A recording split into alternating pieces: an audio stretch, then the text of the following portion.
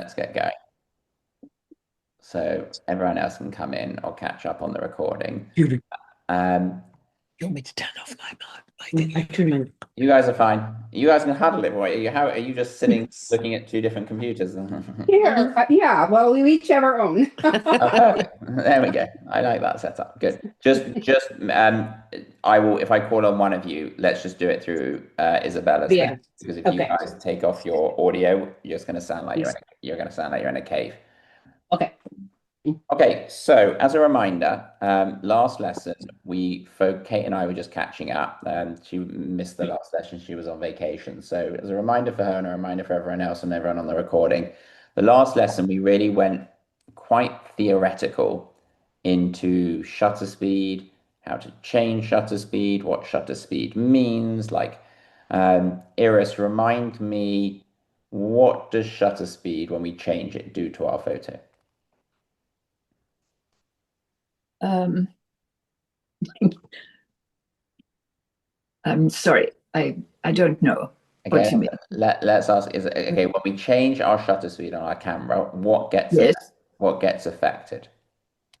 I'll give you a clue. Look at my pen. I don't know. Isabella, you got any ideas? What do Yes, you it slows it down or makes it faster. Yeah, it's movement is the answer. So movement, it's yeah. movement. So whenever we think of shutter Okay. speed, we always think of movement. We think of how is movement shown and expressed in our photograph.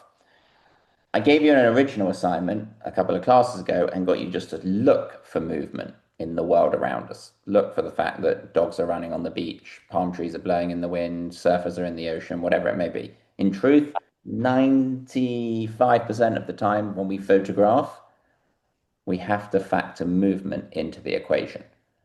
That's one of two things. That's A, either your subject is moving, which is often the case, but not always. If you're photographing a vase of roses in your kitchen, then that's not moving. But when we go out into the kind of the big bad world, most things are moving. And secondly, we have to factor in, what are you doing? And unless you are on a tripod, you are always moving. It's just the level of how much you are moving. If you're on a, Kate and I were just talking about Italy, she was just in Rome. If you're on a boat in Venice, going up and down, in fact, someone sent me a picture, I think, which was taken on a boat. Then you've got to factor in that you're moving on a boat. If you're on an airplane and you're taking a picture out of a window, it may not seem like you're moving very fast, but you're moving 200-300 miles an hour and you're trying to take a picture of the Rockies below you. You need a faster shutter speed because otherwise, if you zoom in, they're going to be blurry. You're going to see the movement essentially of the airplane. If you're in a car and you're taking a picture of a landscape, you need a faster shutter speed if you're going at 80 miles an hour than if you're going at 5 miles an hour. So those two things mean that movement is crucial in photography.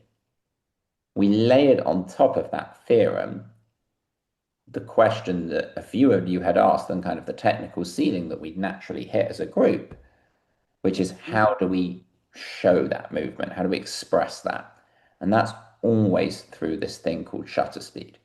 How fast or slow we open the curtains in front of the sensor.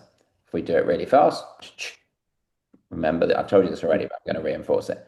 Faster shutter speeds freeze movement. Slower shutter speeds show movement. It's a really easy way to remember it. Faster freeze, slow shows. As a reminder, shutter speed is expressed as a fraction of time. It's measured in seconds. It's how long. I actually didn't give you this one. There's a good analogy I can use to help understand shutter speed. Imagine we're all standing in an elevator and we get locked in the elevator and there's no light. I'm thinking of this because there's a ride at Disney World that my daughter just did, which is the elevator thing. And yeah, not for me, but a good analogy. This will make you remember it. So we're stuck in a dark elevator, and someone manages to get the elevator doors to open and close really quickly. Now, if they open and close really quickly, do you think we get much light into the elevator? No, we get hardly any. You can think of the elevator doors as your shutter, and the shutter speed is how quickly or slowly they close. If they open and close really quickly, that limits the amount of light we get into the elevator. The elevator is the camera, is the sensor. If the elevator doors manage to open for 20 minutes and then they close again, well, then that's tons of light. That's a slower shutter speed. It's almost like the elevator doors open and we start a stopwatch of how long or short they're going to be open for, what expanse of time. As a reminder, because shutter speed is measured in seconds and shutter speed is usually pretty fast, 90% of the time it's expressed as a fraction. 1 over something. 1 over 50, 1 over 100, 1 over 1,000. 1 over 1,000 is 1/1000th of a second. My hands can't move that fast. The elevator doors can't open and close that fast. 1 second, one, close the elevator doors. It's much easier for me to do. So faster shutter speeds expressed as a fraction. And the key, actually, let me share my screen. This will be easier because I'm going to draw a little diagram for you guys. There's Marietta, good. Is she here? I think so. She was Okay. having a hard time. She still was required to put in a password or something, or she No, was she's here. I see her. Sure. Marietta, you're Oh, there. okay. She's here. She's just on mute, but she's here. We can't hear you, Marietta. You need to take yourself off mute. But I see you. Okay, when she gets us Yeah, back. I can only get in on my phone. It won't let me in on my computer. I don't know why. It says I need a passcode. That's bizarre. So bizarre. Ours was playing Well, that game anyways. too. Okay, well, you The can second- try here. Marietta, write this down because I can see on this note. Try the passcode 400. I mean, it's saying here that it shouldn't be asking for a passcode, but 400444. So 400, 444. See if that works. Okay, I'll try that. Thank you. No worries. 400, what is it? 400, I'll 444? I'll write it down here so you can see it. Because I can send it to Karen Lacey. Okay. There we go. Good. 400444. Okay. Okay, so you can see up here, as an example, that the shutter is expressed as a fraction. That's 1/500th of a second. If I go to here, is the shutter speed getting faster or slower? Faster. It's getting faster. Faster. Good, really good. So is that letting in more or less light? Less. Good, very good. Elevator doors open for less of a time. If I go the other way, and I go down to, let's say 1 over 100, this is slower, and this is more light. It's important we go over this theory because less like fast. And what we did as a group last time was we discovered that we can basically unlock our iPhones to be able to control shutter speed, which is a huge thing in terms of like helping your photography go from here to here. And the range that you can go with that is you can go all the way from 1 over 10,000 all the way to 1 second. So essentially in your Lightroom app, when you're the further left you go, the faster the shutter speed, and the further right you go, the slower the shutter speed. This is your range on your phones.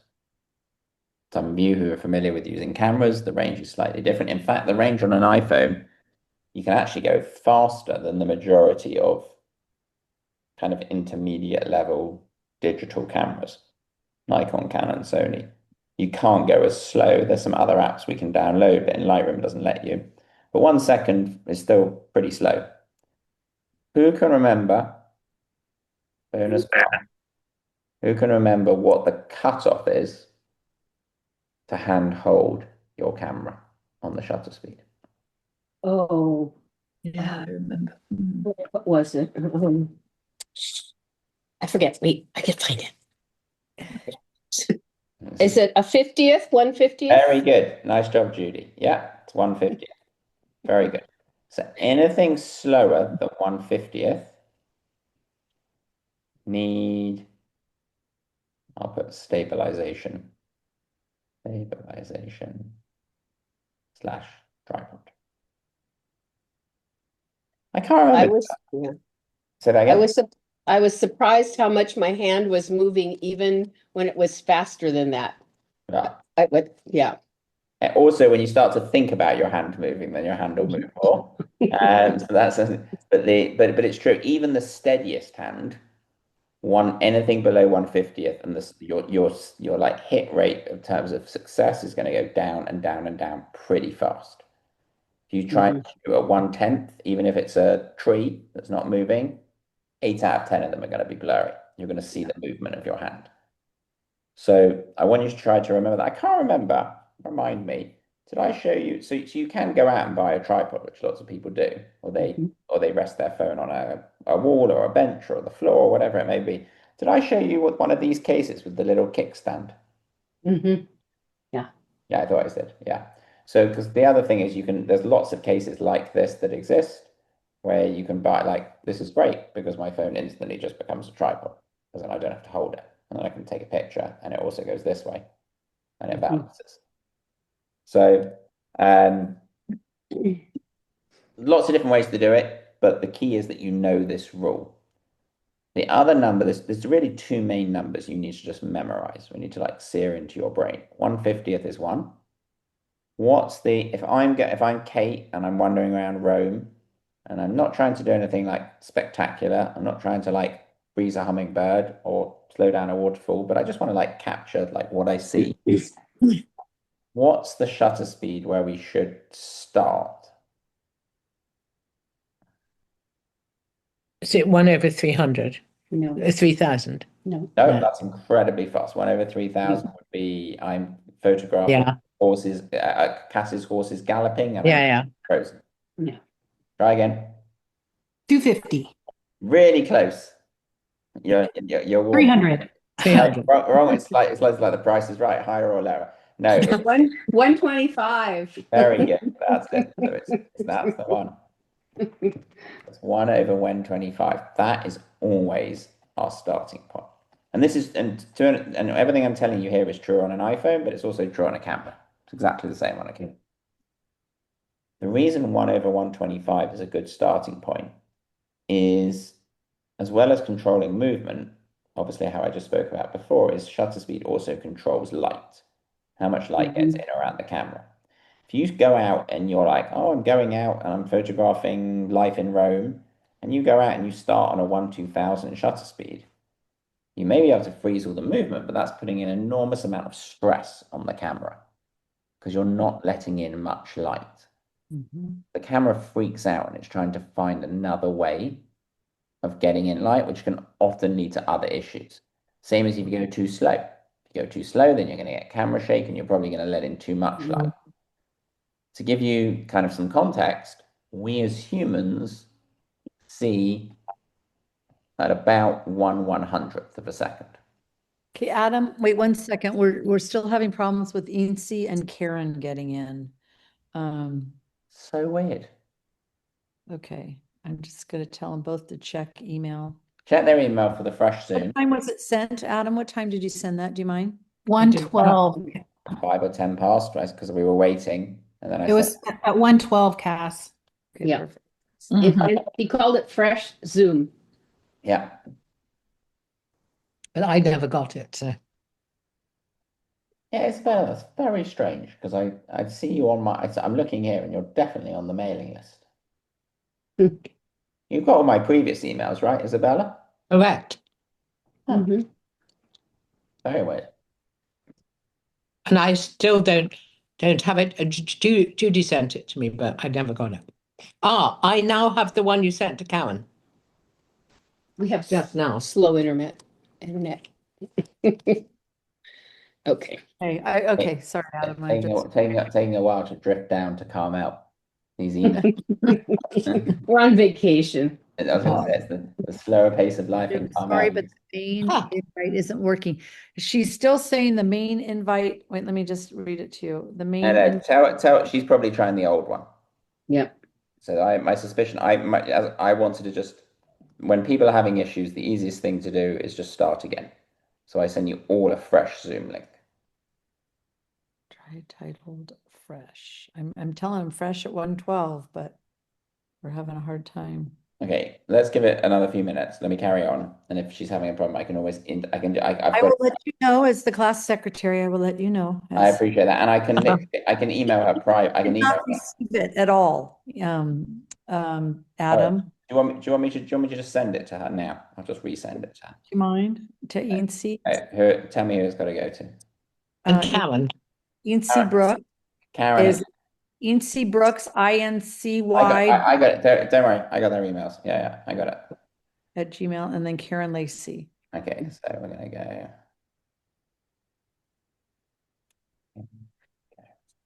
She said, I've tried the invite from 112, but host hasn't started the meeting. This is Karen Lacey. Well, that's definitely not true. So let's try again. I think she's trying the wrong one. Okay. 112. Yeah, that's okay. I've resent it to them. Okay. Okay. Lost my trail of thought for a sec. Reshare my Humans see it 1/100th. humans see it 1/100. You got it. So I've lost my notes, so I don't think I'm going to get them back. But I'll redraw it. So we see it 1/100th, and because we see it 1/100th, and we don't like look at a waterfall and it looks like frozen, or we don't look at a running dog and it looks frozen, but we also don't see lots of light. The traditional like street photographer, and I could name loads of them, most famous, like an Henri Cartier-Bresson, very famous, will generally shoot almost all of their pictures between 1/125 and 1/500. That's Okay, I'm gonna say an incorrect password. Excuse me, I'm sorry. I don't mean to keep interrupting, but it's saying incorrect password. So it's 40044, right? yeah, and Harriet, whoever that is, has just come in. Yeah. Lindsay. Well, That's that's Incy. Okay, so Incy's come in. There we go. Hey, Incy. She here? We love each other so much. We're willing to. Okay, now Marietta is got. Okay, so Incy's here. Great, we can see you. Marietta's Right, there. well done for making it. And then Marietta's here in two places, so she's in from her computer. So Karen. we're just missing Karen. Yeah, I'm Recording in progress. Oh, was that? Who was that? Because I believe I'm recording the meeting. Yes. 40044. No, she shouldn't need that. I don't understand why it's It's asking. saying she needs it, so. It may be on her end something to do with the Zoom on her computer. She's updated it, or she needs to update it. Sometimes the Zoom can be funny. Anyway, let me get back to here. So this is like every day. This is I'm wandering around. I'm not trying to do anything fancy. Not trying to freeze movement, nor am I trying to show movement. I'm also not trying to put a lot of pressure on the camera by letting in a lot of light or not much light. I'm just trying to keep things simple. And it's actually interesting. The iPhone automatically, not all the time, but the software in the iPhone is trained to most of the time, if it can, default to 1/80th. Oh. That is a bit slow. If ever you try to take a picture of with an iPhone of a moving thing, especially in bad light, it often comes out a little bit blurry. It changes the shutter speed, but the default is 1/80 because Apple know that 90% of people who are taking their pictures are taking them in relatively good light, and they're not trying to do anything fancy. They just want to get a good photo of the cereal box in the grocery store and be able to read it, and it be the correct exposure.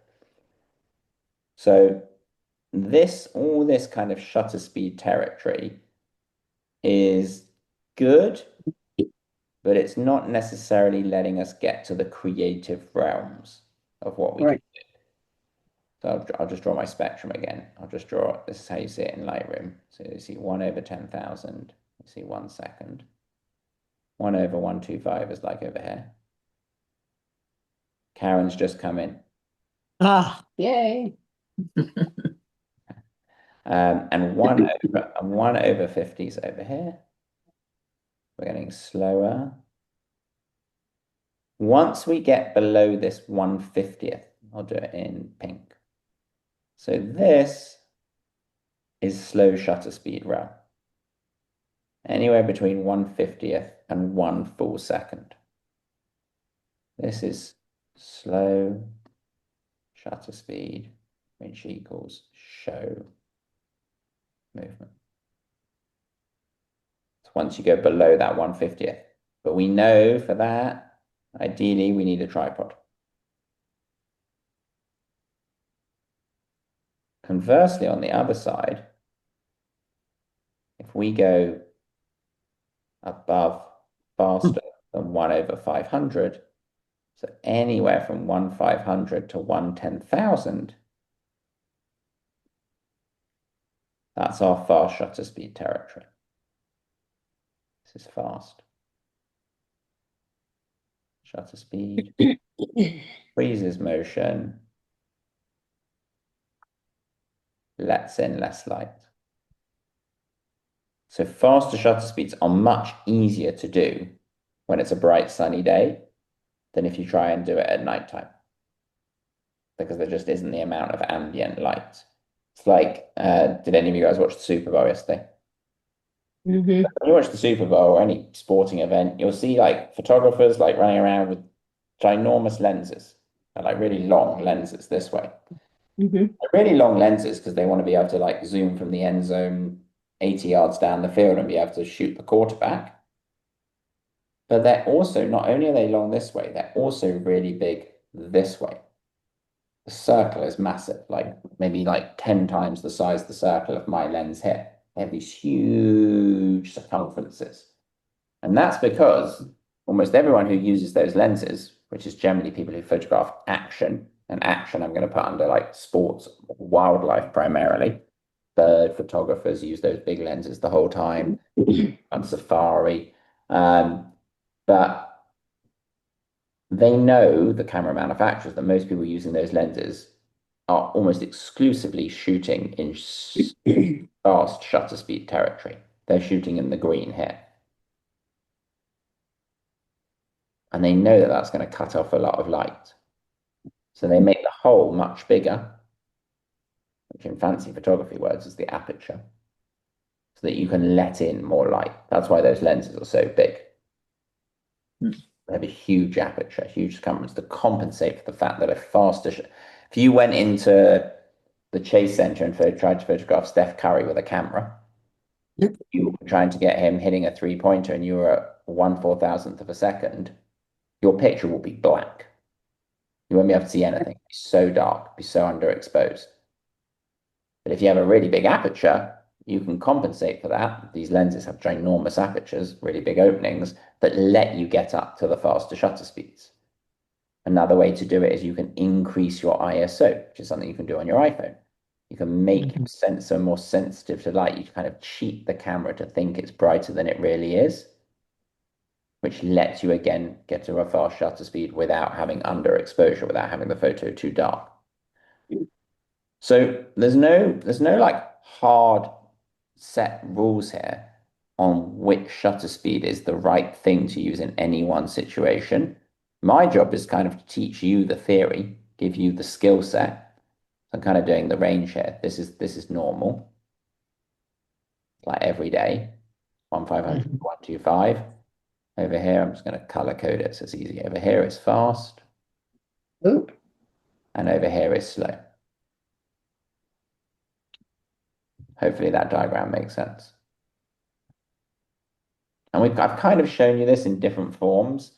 And shutter speed, from my experience of teaching, is the hardest thing for people to nail. It's the thing that takes the most amount of practice. A, because there's a lot of different numbers to choose from. So it's a bit overwhelming. And B, the whole fraction thing confuses people, because the majority of people who are photographers are not numbers people. They're Good. creatives, and most creatives hate, like I hate numbers. Right. So you need to get your head acquainted with this system. And the best way to do that is by practicing. Even as I said to you last time, you can stand in front of something that's moving. It can be some cars going down the road. It can be waves on the beach. It can be your kitchen tap running, and shoot the same thing and change the shutter speed. Try 10 different shutter speeds. The beauty of digital is we can see straight away how it looks. And that's the best way to solidify in your head. 1/1000 does that. 1/200 does this. 1/50th does this. And the more you practice this in time, not now, but in time, this becomes totally subconscious. Like I don't even think about the numbers when I'm operating my camera. It just kind of happens. It's like driving a car. I literally don't think about them. I kind of check them, but I don't really think about them. My brain and my fingers move at the same time to change it to what I know it needs to be, and then I take the picture. And that's the key, because we want to kind of not get hung up on the technical and focus more on all the composition and the framing and the rule of thirds and all those things that we've learned so far. If you get too knee deep in the numbers, then you get so overwhelmed and then you end up just taking a bad picture. The settings may have been right, but the picture may be a disaster. Cass, hold on one sec. So what we learned to do in Lightroom last time was essentially to be able to change from very, very fast to very, very slow, and everything in between. Your task was to kind of go out and practice. Now, some of you sent me, some of you didn't send me. I've got quite a few that I want to talk through, but before I do that, Cass, you had a question. I'm not going to say any names, but a student or two from your class was saying, perhaps this is too technical Lightroom. And I said, oh, no, it really isn't. It's awesome. So wondering if you wouldn't mind, Adam, if we could do some kind of a, I don't know if you can or not, but going into Lightroom and showing some of the buttons again, the shutter speed, and she'd taken 2 pictures, one with her regular camera and one with Lightroom camera, and I showed her some of the lens stuff. Yeah. But could you just maybe do the shutter speed thing with Lightroom with us today and just show us? Absolutely. Hold on. I'm seeing if I've got a cable here I can plug, because it may be easier if I can plug. I'm just seeing if I've got one on my desk that I could actually plug in my phone and you could see my phone. Thank you. Can you guys give me 2 seconds? I'm going to run and get a cable and I'm going to plug in my phone, and then you can actually, Sure. I can share my phone. That you guys just talk between yourself for a second. Thank you, Adam. I'll be back. I'll be back in 2 seconds. Did anyone, I found when I was taking my pictures that I really had a very limited range where the light was just right. Yeah. It was either too bright or too dark. And then I would try to, hold down the lock, the exposure lock, and then everything turns green. Everything outlined green. Yeah. So I assumed that meant that they were trying to get everything in focus, but maybe I only wanted my subject to be focused. So I guess what I want to know. That's a perfect question for Adam. He'll cover that. Because I want to know how to take those good pictures. I get the shutter speed. I don't know how to use to get, a good picture of my kid playing football or, flowers blowing in the wind or something. So, and did you guys also find that it's a really, I can't get close. Yeah. With the Lightroom camera. You see where the little lens is on the right, Judy? If you look at the Lightroom. Okay. I'll show her. Okay, I'm in Lightroom. Let's see. Okay. Isabel will show you. I did a demonstration, so she'll show you. Here. Oh, okay. Oh, wide angle. Oh, yeah. Thank you. Yeah. Oh, Huge. because that lets in all kinds of light as well. Right. So the lenses, Oh. saying lens length makes it different with light, and aperture makes it different with light. Yeah, that wasn't in our lesson though. No. I was trying to just do my lesson. You're ahead of the game, Cass. He's back. What did I miss? Oh, just about just the lenses that are on the Lightroom. Oh, cool. You're talking about the as in like the W, UW, and T. Yes. Ultra wide, and telephoto. Yeah. Those I want you to use as a reminder. That's literally like taking your lens Like taking it off, putting on another lens, taking it off, putting on another lens. That keeps us in what's called optical zoom. One thing I also should say that before we kind of go and I show you my phone is you guys may have experienced a problem where you were shifting the shutter speed up or down, faster or slower, and the picture may have been getting too dark or too bright. Yep. That's that is an expected ceiling that I would expect you to hit because we haven't learned other stuff yet. Okay. Okay. Thank you. Because what's happening at the moment is you're changing the shutter speed. Let's say you go really fast. You go to like one. Most of the time, people go too fast. They go like 1 5,000, 1 8,000, 1 10,000. You'll never need that unless you're photographing a bullet going through an apple. Like it's just not going to be needed. It's got its funds going extremely quickly. But on either end of the spectrum, the iPhone is like rushedly trying to change all these other things to compensate for the fact you're either letting much light in or you've let a lot of light in. Unless Okay. you're in really good light, then usually we have to change something else, which we haven't got to yet. Okay, hold on, let me try this. This sometimes works, this sometimes doesn't work. If it doesn't work, I'll just hold my phone up. Okay, so let's just see if this works. Okay, hold on. I think I have to stop. Isn't it? It's huge. Yeah. But we get less. Okay. Yeah. I can hear you guys. I can hear you guys whispering. Don't Whispering. worry, the whole class can hear you. We can. You can't hear the two at the back of the class. You just. Secrets are no fun unless I am a part of one. Hold on. It may not let. I know I may not let me work because I may have to leave the Zoom, and I don't want to have to do that. So I'm just going to hold my camera. It's easier. Okay. So you guys can see me. Everyone can see me big, right? Yeah. Yeah. Okay, so go back to Lightroom. Okay, let me go back to, let me turn my blur off. So go back to Lightroom. If you remember, we all saw some slightly different things down here. Some of us Yeah. saw edit, some of us saw devices. My one says Lightroom. It just depends on the iPhone you've got. But you're looking for this. I want to turn this blur off completely. You're looking for the blue camera. Okay, when you hit the blue camera, and for those of you who like messaged Cass and said, I don't like this, like it's too hard, persevere with me, please. Remember that to be a good photographer, you need You're gonna love it. You're gonna love it. patience, perseverance, practice, and perspective. This helps you take your photography honestly from here to here, but it is a steep learning curve at the beginning, which is why I go over things slowly, we reinforce things. Once you get kind of over the hill, it's all downhill. Hopefully not downhill like Lindsay Vonn, but downhill. Anyway, so we're looking for this blue camera down at the bottom. Sometimes it disappears when you start swiping if you've got some photos in there, but as long as you are down at the bottom, you're going to see this blue camera. Yeah. Okay, we're going to click on that. Okay. When we click on the blue camera, there's me. Okay, at the moment, let's just change this so you can see what me. Okay, so here I am. Okay, you want to make sure as a reminder that at the bottom to the left that says Pro. That shouldn't say you have a few different options. You have automatic, professional, high dynamic range. Professional is the one you want. It shouldn't change. Put it on it if you haven't got it. When you hit professional, you get all these different things that come up. Okay. The one we are primarily interested in at the moment is the second one in that says SEC. Yeah.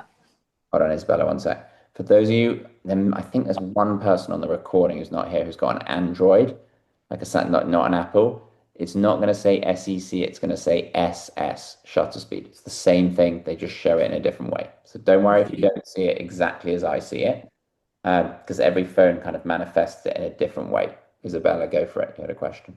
I don't have a grid. Oh, well, that's an easy fix. Can we get to that in a minute? Yeah. So you're going to go to SEC. Okay, and that's going to give you a slider down at the bottom. If you slide your black little circle, it may be there already, but slide it as far left as it will go. And you'll like feel a little vibration. as you pass that Mhm. vertical line. Once you go past that vertical line, that's automatic. That's how your iPhone has always been set up. We don't really want that. The minute you start going to the right, suddenly you'll hear a little vibration. You Mhm. won't hear it, you'll feel it. And then you're going to see at the top, you're going to see your shutter speed. So all I'm doing here is I'm just sliding my finger along to the right and I see the number changing. And it's getting slower. The smaller that fraction, that bottom number is on the fraction, the slower the shutter speed is. Uh-huh. And you should be able to go all the way to where it just says 1, which is 1 whole second. Now, your picture may look completely bright or a mess. Don't worry about that. I'm just showing you the range. Mhm. Okay, everyone managed to do that? Yes. And then you, at any time, you can just hit on SEC again. You come back and you just grab hold of your slider and you can move it wherever you want to do it. This is exactly the same for those. Hold on, Kate, one sec. For those of you who've got a traditional camera, and like traditionally on a camera, to change the shutter speed, you toggle a dial like this. It's exactly the same. It's just a slider on your phone. It is doing exactly the same thing. Kate, go for it. Okay, maybe you covered this before. Is there a way to just like keep the shutter speed open, like a bulb on a manual camera? You talking about just keep it open as long as you want, like bulb mode? Right. Yeah. Good question. So in Lightroom, I just mentioned this actually earlier in the class. So like tap out, it doesn't go any further, is 1 second. One, Right. close. The reason that is most people never want to go slower than that. There's edge case situations where you're shooting star trails, where you're shooting the Milky Way, where you're shooting the Northern Lights, where you want to do that. In order to do that, there's a couple of other apps that you can download on your camera. Apple doesn't let you do it, but there's Okay. the best one is called Slow Shutter Cam. I'm not going to go there today, but that one basically allows you to go all the way to bulb mode. If you wanted to do an 8 hour exposure on your iPhone, you could do an 8 hour exposure. But Lightroom gives you a little bit more on the fast end than a normal camera. Goes all the way to 1/10,000 and goes to 1 full second. That's still a pretty big shutter speed range. Good enough for 95% of the things we'll ever do. But yeah, to what Kate's asking about is there's a on a traditional camera, there's a mode where you can basically open up the shutter speed for as long as you want.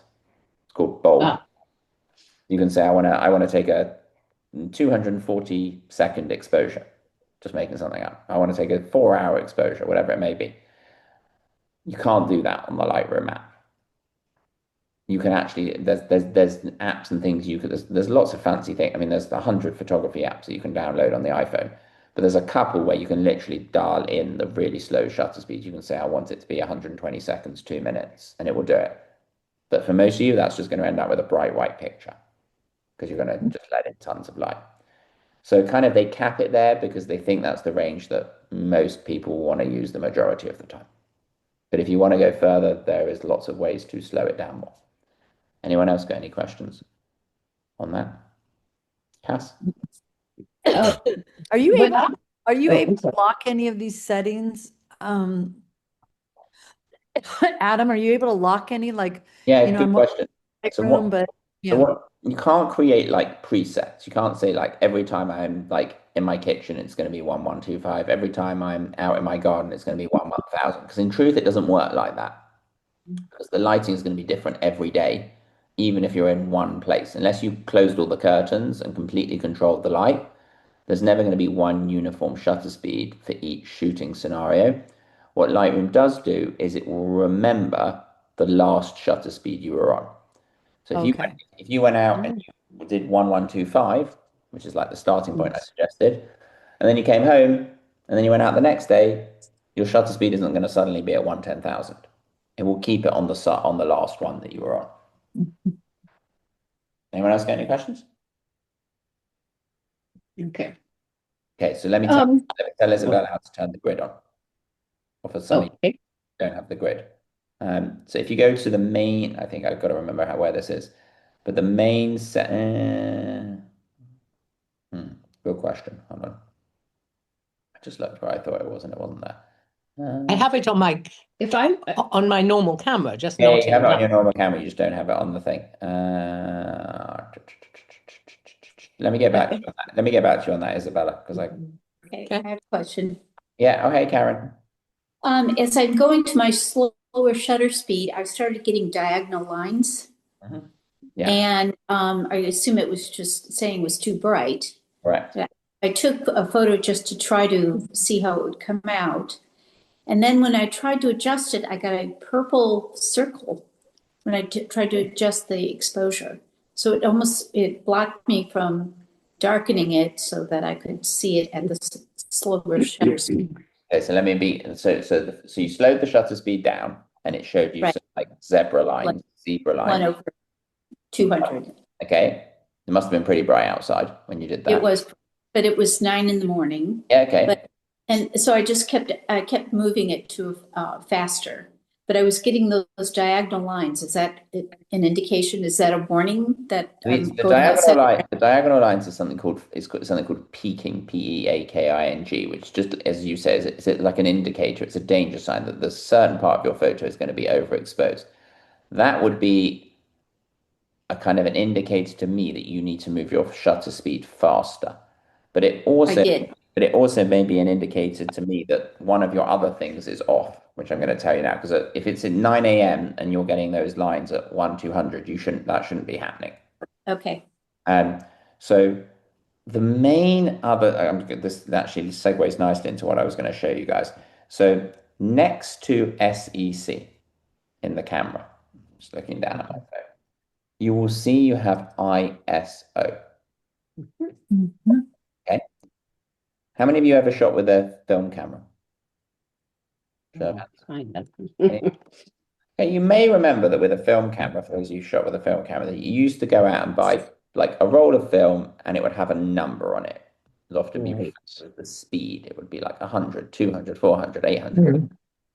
That is actually the ISO. That was how sensitive was that particular roll of film to light.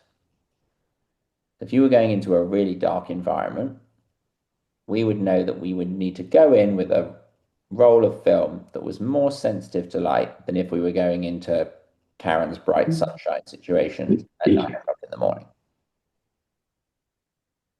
The problem is with that is you were stuck to the entire roll of film.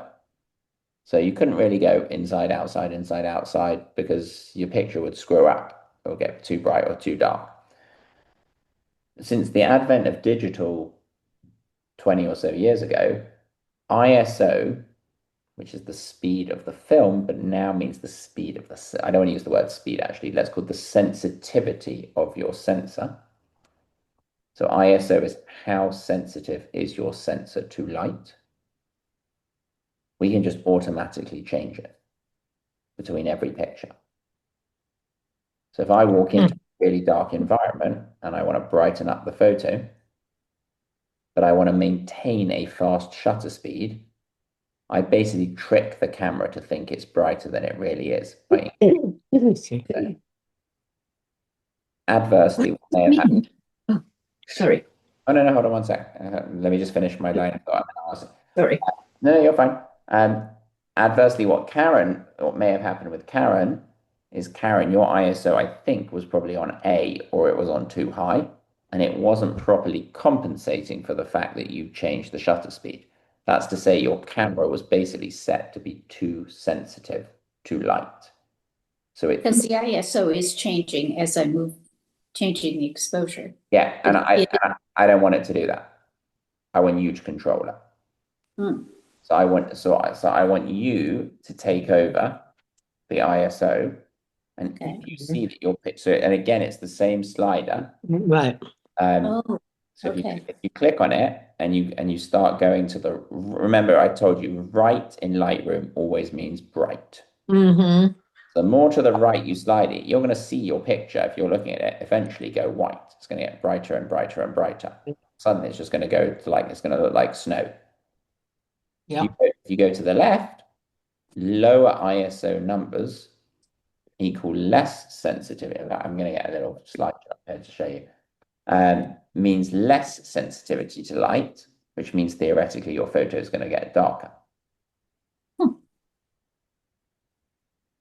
So we can change that in order to be able to help us get to the right shutter speed. So I'll use a perfect example. Let's say I'm photographing Iris in her home and she's doing cartwheels, just making something up. And i.e. Iris is moving around and she's doing some jumping jacks, okay? And I'm photographing her. She's inside. It's relatively dark for the camera, but I know I need a fast shutter speed because I want to catch her like midway through doing her jumping jack. Or my daughter's like, I don't know, jumping off her bed and I want to take a picture of her. So I know my shutter speed has to be, I'm just going to make something up, 1/1000. Does that let in lots of light or not much light? Not much. Exactly. So I've got the fast shutter speed that I need to freeze my daughter, but the problem is the picture's too dark. All I do is I go to ISO and I slide it up to compensate. Okay, that helps. It's going to help you massively. And on the other end, if it's really bright outside and you're trying to slow the shutter speed down a little bit and get a waterfall flowing, that may come out really bright white because it's already bright and then you're opening up the curtains for a long period of time. In those situations, you do the opposite. You take the ISO down. Now, the ISO on your in your Lightroom app, I believe it's going to be slightly different. It should go from 25 up to 3200. Correct me if I'm wrong, if any of you have different. Mine goes up to 1600. Okay, Yeah. 1600, yeah. Some of you 32. 32.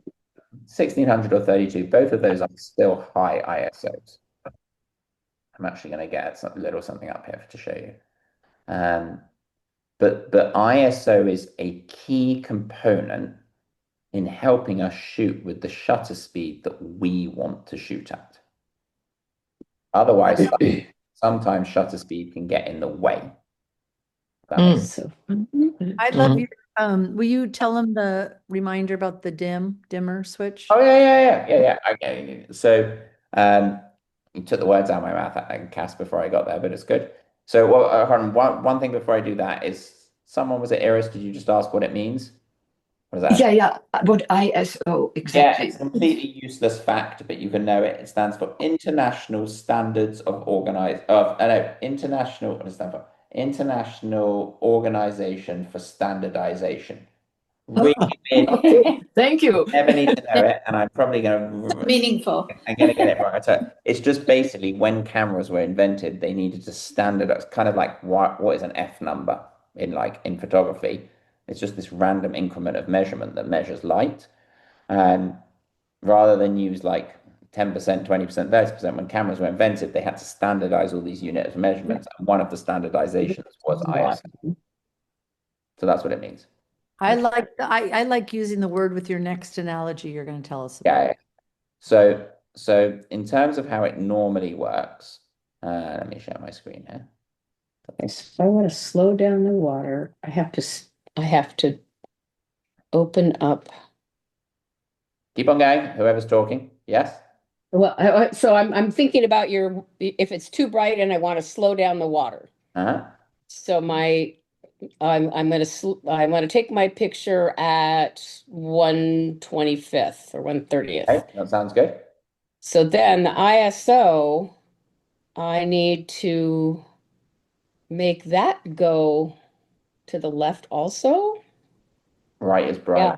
It's dark. Yeah, you want to turn it down. That's correct. You want I need to darken it up a little bit. need the lower number. Okay? Yeah. What Cass is So that's going- alluding to is I often when I teach ISO is I use the analogy of it's like you have a light dimmer switch inside your camera. The higher it's really easy to understand ISO. The easiest to have probably any of the variables and number things in photography. It's very simple. The higher the ISO equals more light. You turn the light dimmer switch inside your camera up. You cheat the camera to think it's brighter than it really is. The lower number, the lower the ISO, equals less light. You turn the dimmer switch down. Oh. The ISO is a key component on the exposure triangle because think of this like this is shutter. We're just dealing with it, and this is ISO. think of between shutter and ISO like having a tug of war. So like if shutter wins, if shutter pulls, then it's got to pull ISO along with it. If ISO wins, it's got to pull shutter along with it as well. These variables are not mutually exclusive. They always coexist with one another. The problem is that a lot of you had is either your ISO was on auto and the iPhone is just not very good with your ISO on auto and it was flicking all over the place, which meant you get pictures that are too bright or too dark, which is perfectly that's what I would expect to happen at the point we are currently at. Like that doesn't surprise me at all, so I don't want you to be worried about that. But we're going to think of ISO like this dimmer switch that the higher we turn the number, or the lower we turn the number, as I've written here, the dimmer switch goes down. The higher we turn the ISO, the dimmer switch goes up. And the main use for ISO, well, not main, one of the main uses for ISO is to let us get to the shutter speed we need to get to. Usually the shutter speed is the non-negotiable. You're like, I have to like get this Formula One car racing past me. 1/4,000. The camera freaks out at you and it's like, uh-oh, too dark. What you do is you just turn the dimmer switch up inside the camera. Turn the ISO up. Isabella. Okay, I found the grid. Oh, good. But my other question is, why right now is it easier to use just my normal camera than go in through this? I get a better picture just with your tips than I do with Lightroom. Okay. Tell I her don't. what my answer was. What was my answer? Use the lens. No, I said because remember you can post Yeah, edit. you can edit later, Lot more but just tools. yeah, I that's a don't think lot that's of the point. work. Hold on. I got a better answer than that. So, Good. there's a good phrase that the best camera is the 2 inches behind it, i.e. Yeah, you. I'm So not very good.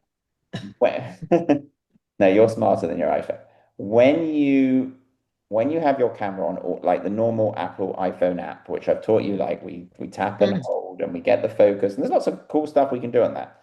The problem is the iPhone is making its decisions purely based on giving you a photo that is the correct brightness. That's it. It doesn't have a clue if you're photographing a hummingbird or the trunk of a tree. It wouldn't know. All it knows is one is dark and one is bright, and I'm going to change all these things quickly in the background to give Isabella the perfect lighting conditions. That's great.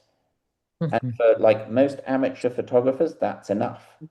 Yeah. But to really start elevating your photography, we want to be able to control things like, and this is one of many things, but the first thing we're looking at is how is movement shown in a photograph? How is movement expressed? I guarantee you, if you went with your iPhone and you went to the beach at sunset and you took 10 pictures of some people kite surfing on the ocean, 7 out of 10 of them would be bad if we zoomed right in on them. Because the iPhone would just be constantly trying to change the shutter speed to get you the correct light. You have no control in terms of when it comes to shutter speed, no control in how movement is shown. You basically can't be artistic. You can be artistic in terms of how you see, change your perspective, you can move to where the light is good, but you can't really be artistic in how you use the camera. It's kind of like me giving you a normal camera and telling you, like, which happens a ton of time. I sometimes say people come into my studio and they have all the gear and no idea. They'll have a $10,000 camera and it will be totally on automatic. It's giving them a nice looking picture, but they're not actually using what the camera can do. They're like using 10%. And I would argue with the iPhone, it is exactly the same.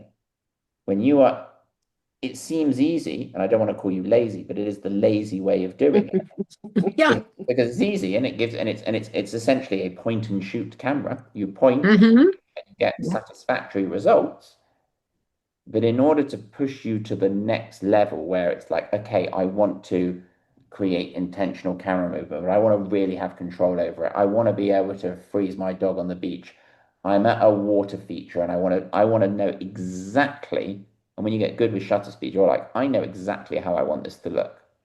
It's very intimidating at the beginning because you have all these numbers, you have all these fractions.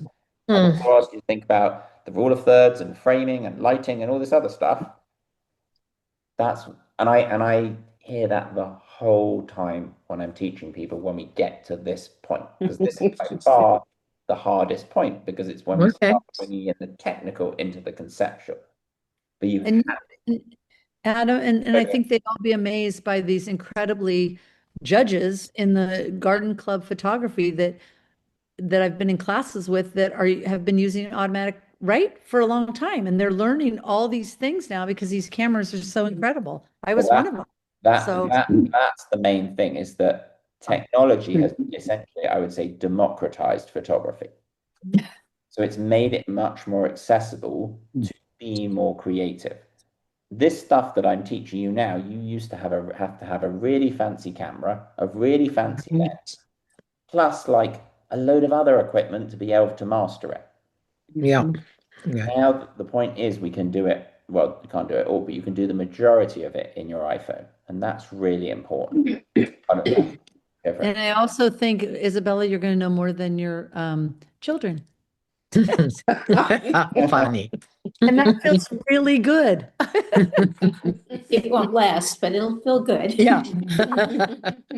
So I would just ask you to be patient, to persevere, to practice with this, because as someone who's taught photography for over 20 years, I hear that question, Isabella, comes up again and again and again. Because I basically taught people how to use their iPhone on auto, and they're like, this is great. Yeah. But the hope is in a month, 2 months, 3 months time, you're going to look back on those photos you took on auto, and they're going to look really amateur. Okay. Because you're going to be controlling more of the variables. And So we're training our eye as well, huh? Yeah, you're training your eye as you do it, absolutely. And most of where we've spent, like this particular group, most of where we've spent our time is on the conceptual, is training our eye. I would argue that's 70%, 80% of the challenge. But without some of this technical stuff, you could have the greatest eye in the world, but you're still not going to be able to take as good a pictures as someone who fully understands how to use a camera. Mm. And this is like us. I don't want to intimidate you, but this is like us. We are scraping the surface here of what you can do with your iPhone. And my job is to not overcomplicate things. My job is to make my job is to make life easier for you rather than harder. But it's kind of like, have you ever learned to ski?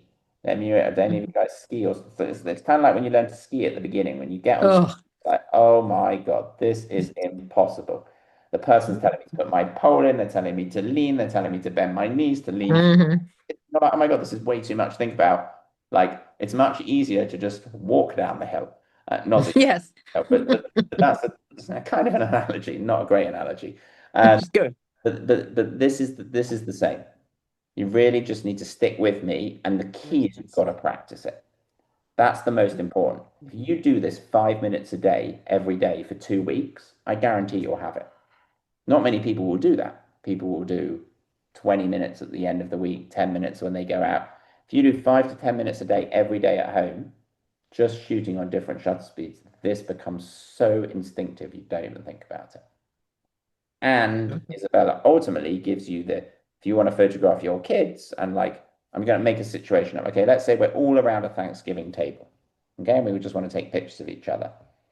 But we're having our Thanksgiving dinner at 6 o'clock. And my wife's put up some candles and it's kind of low lighting. And I want to take pictures. Try to do all that on the iPhone on auto. Even if I touch and hold on me, you want to take a picture of, 5 out of 10 of those pictures are going to come out blurry. Yeah. Because the iPhone's going to say sometimes it's going to say try to hold still, sometimes it's going to it's making these very quick decisions on to try to give you the correct brightness.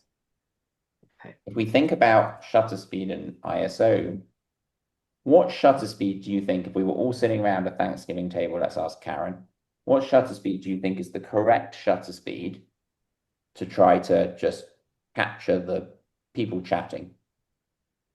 Well, I think the faster. Yeah? Give me a number if you can. Guys, you can help her out. Yes. What do we think? Not the ISO, I'm going back to shutter speed. Oh, okay. 500 or something? I would even say 500 is too fast. Let's go for Okay. 1 over 1, 2. Let's go for 1 over 125, our starting point. That would be fast enough. Yeah, that's still 1 over 125th of a second. The biggest mistake, well, not the biggest, one of the biggest mistake people make when I teach them shutter speeds is they go to the extreme ends. They're like, oh my God, someone's drinking a glass of champagne. Here we go. That must be 1/4000. Well, no, I'm not moving my hand as fast as a hummingbird. And still 1 over 125th of a second is fast. Anything faster than a second, I can't move my hand that fast. I can't move my hand at 1/50th of a second. It's just relative. It's just where you need to be. So let's imagine we're at the Thanksgiving table and it's 1 over 125. Would you get blur with somebody moving their hand if they're talking? Not unless they're moving the hand really quickly. So okay, let's be conservative and let's go 1 over 250. That you definitely wouldn't get any blur. Yeah. The problem is I take the picture and it's completely dark. What am I going to do? To Cash, don't tell them. Oh. To do with what I've got on the screen at the moment. You can increase your ISO. That's it. We just bump up the ISO. Nice job, Kate. We just turn up the dimmer switch. So my ISO may have been set to, I'll do it in a different color so it's easy. So my ISO may have been set to 100. And I just dial it up to maybe 800. Okay. Problem solved. Then I guarantee that every single picture I'm going to take around that Thanksgiving date, they know it's going to be sharp. Big mistake people make. They go and photograph their kids, their grandkids' sports. They have the iPhone in auto. 5 out of 10 of them don't come out. They pick the best ones, but I want 10 out of 10 to come out. And that's because the iPhone is constantly like shifting these variables, all these settings, rather than you controlling them. Okay? Mm. That answer your question, Isabella. Give you a little bit more confidence. Wait, what did you ask me? I'm looking at buttons. No. I said, does that answer your question into why? Yes, it does. We're gonna persevere with this. I promise it's worth. I wouldn't teach it if I thought it was a waste of time. I'm not teaching you something that I think is going to make. I only want. No, I know. It's just make your it's life a lot. It is a lot. Okay. Yeah. But that's why we repeat things, and that's why we go over them, and that's why we practice. Yeah. Thank you. And the photography conference, I had spoken to Adam the other day. Covered the when they covered the iPhone, they were very confusing and very, I thought very fast, and it's almost like they wanted to overwhelm everybody, in my opinion. I'm doing a survey too, but I explained to Adam, I thought right away they were marketing themselves to just try to have more classes, but Adam's not like that. He wants us to. I mean, to be honest, guys, I'll be truthful. I'm very busy. I'd love you to. I'd love you to have your. My job is to not handhold you the whole way. Like I'm here to help you, but ultimately, it's like to give you. It's like teach a man to fish, rather than let them get on with it. And fly, right? Like there's tons I can teach you, and I really enjoy teaching you. Don't get me wrong, but this should be something that eventually you should be able to do without me. My job is to give you the skills to help you do that. And then you pick kind of how far you want to go. Now, photography is a bit of a bottomless pit in that there's always new things that you can discover because technology is moving, there's editing, there's loads of things. But what we're talking about here is the very fundamentals of taking a picture. Shutter speed and ISO. Your webcam is using shutter speed and ISO. Like every camera on the planet is working with this exposure triangle, which is why we have to understand it. Okay? So when shutter speeds go faster, picture gets darker, ISO has to increase. When shutter speed gets slower, picture gets brighter, ISO decreases. Now, I know already one of you is going to come back to me the next time we speak and say, hey, Adam, I tried to do a slow shutter speed and it was bright white, and I have this ISO as low as possible. That is a limitation of every camera on the planet. There's a whole thing, which we're not going to get into today, but I'm just warning you. You hit that ceiling, that's okay. There's a whole thing where you can essentially, on traditional cameras or iPhones, you can buy these things called filters that you put in front of your lenses. We're not going to get it. Don't give me that, Isabella. It's not that bad. It's basically it's like putting sunglasses in front of your phone. So it's another way to cheat the camera that it's really and to Kate's question, Kate, you asked about like bulb mode. People will like go to the ocean and they'll do like a 1 minute exposure where the ocean looks totally like glass. You can't do that without on any camera on the planet. You can have the most sophisticated camera on the planet. You have to use this thing called you have to put what's called a neutral density filter in front of the camera if you're doing it in the day because it's so bright to begin with. Then you're using a slow shutter speed. There's only so far the ISO can go down, so you have to cheat the camera another way to get the slow silky water. Okay, everyone with me so far? Let's carry on ISO for a second. So we know with shutter speed, the side effect of high shutter speed is capturing freezing movement. Side effect of slow shutter speed is showing movement. ISO is the same. The primary job is all about how bright or dark our photo is. But it has a creative side effect. It does something to our picture. The creative side effect of ISO is this thing called noise, digital noise. And this, Isabella, when your iPhone is on auto, you see the whole time because the camera just changes it. If you look carefully, you're going to start seeing it. What it actually is, just to explain the theory for a sec, because I think it's quite nice to know, is when you take a picture on any camera on the planet, whether it's a phone or a camera, when you press the button, behind the scenes, like on the sensor, tons of these little electrons are created in milliseconds, in 1/125th of a second, and they all buzz around. They buzz around. Oops. They buzz around. They collide against each other. They buzz around. They collide against each other. They hit against each other, and they create heat. They like bang against each other. And this happens in like 1/1000th of a second. Dun, dun, dun, dun, dun. It's like a physical, like not a physical, it's like a physics, it's like a science experiment. What am I thinking of the word? It's like a reaction, like a chain reaction. When we turn the ISO up, when we make our sensor, this purple rectangle you're looking at here is our sensor. When we make our sensor more sensitive to light, we create more of these electrons. That's how it gets more sensitive to light. And because we create more of those electrons, more collisions occur, more whack against each other, bang, bang, bang, bang, bang. Because instead of having 10 with like a big field to run around in without hitting each other, we suddenly have 100, but they're still in the same space. So they just hit against each other more. We get more heat. And that heat we see on our photograph as this thing called digital noise. Notice it a lot on a film camera as well. When you shoot high ISO, people say, oh yeah, there's like a grain to the film. And if you look carefully, like someone's skin will look like all potted. That's just grain. That's because the ISO is really high. Adam, did they do that intentionally to try to mirror the film grain difference in ISO speed? Okay. Just the nature of how it works. But lots of people shoot at high ISOs like that to get the grain. I don't want you to do that most of the time. In an ideal world, the rule of thumb is we try to keep our ISOs as low as possible. Now, sometimes we don't have a choice, but ideally we want it low. Because the lower we have it, the less noise there is. And noise generally makes a picture look a bit like meh.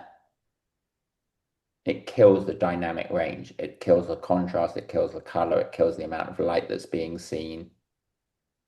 So we really, really, and it's interesting, when every new iPhone comes out, when every new camera comes out, a big thing you'll hear the market is, as they'll say, like great in low light performance. They don't use the word ISO because people wouldn't know what that means.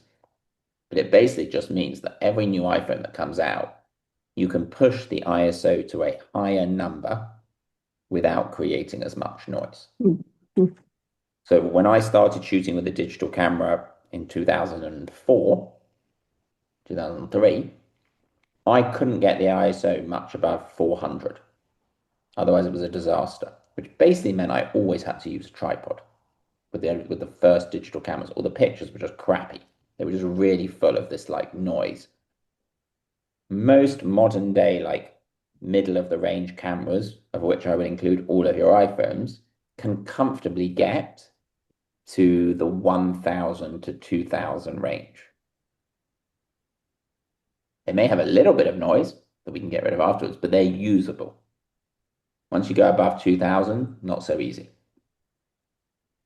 I'll give you another like analogy to think about. Think about like the Hubble Space Telescope, okay, which like shoots into the night sky, shoots into like deep, dark, big black holes. Hubble Space Telescope, okay?